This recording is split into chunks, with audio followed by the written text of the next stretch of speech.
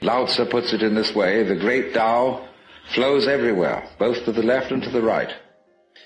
It loves and nourishes all things, but does not lord it over them. And when merits are accomplished, it lays no claim to them.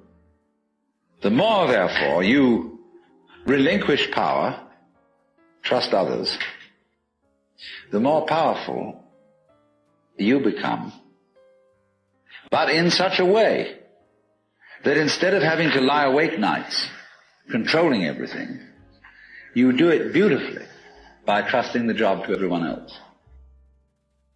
And they carry it on for you. This seems a sort of paradox to say this, but the principle of unity, of coming to a sense of oneness with the whole of the rest of the universe, is not to try to obtain power over the rest of the universe. That will only disturb it and antagonize it and make it seem less one with you than ever. The way to become one with the universe is to trust it as another, as you would another, and say, let's see what you're going to do. But in doing that, you see, in saying that to everything else that you have been taught to think is not you, you are also saying it to yourself. Because finally, as I pointed out, you do not know where your decisions come from. They pop up like hiccups. And when you make a decision, people have a great deal of anxiety about making decisions.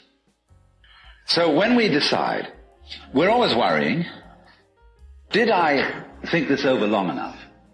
Did I take enough data into consideration? And if you think it through, you find you never could take enough data into consideration. The data for a decision in any given situation is infinite. So what you do is, you go through the motions of thinking out what you will do about this. And then when the time comes to act, you make a snap judgment. I mean, I'm speaking a little extremely, making some fun of it and so on, because after all, we do occasionally get the vague outlines of things and make a right decision on rational grounds. But we fortunately forget the variables that could have interfered with this coming out right. It's amazing how often it works. But warriors are people who think of all the variables beyond their control and what might happen. So then when you make a decision, and it works out all right, I think very little of it has much to do with your conscious intent and control. The more you let go of it and trust it, as if it were quite other than you, the more you realize the inseparable identity of self and other. If you ever saw, for example, the film Kon-Tiki, this man figured out a few things as to how to make a balsa wood raft to sail from South America to the Pacific Islands. But once he had set this in motion, he discovered that all sorts of unexpected factors cooperated with him. That when the wood got wet, it expanded so that the ties bit into it and held it completely secure. He'd never expected that.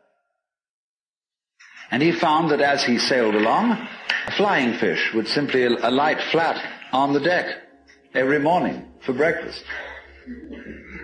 That all kinds of natural factors, it was just, he'd touched a key where he was flowing with the course of nature, and everything cooperated with him. Because he had touched the key. He'd made the act of faith.